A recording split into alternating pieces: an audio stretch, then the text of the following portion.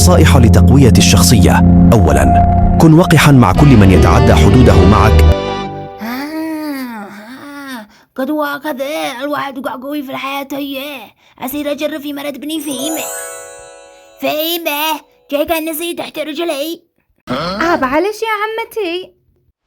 فهيمة أنا مريضة ومكسرة ومنعطلة وقررت أزوج ابني مرة ثانية. ليش يا عمي؟ أو أنا مقصرة في حقش بتشلي حقش ومصر باطل. ما بالله خورة وثبت ليش إنني شخصية قوية. قوليلي ما كنتي تبصري في تلفوني يا عمتي؟ ولا شيء. ولا شيء؟ وين هتصيري؟ معليش ولا ليش تخليها فيمة تكسر لا ذيه ونرجم ذيه ووقع أبو شخصية قوية. كوني امرأة خطرة. امرأة خطرة مع شخصية قوية، هذا قد شقوع طرزة مش أنا داري.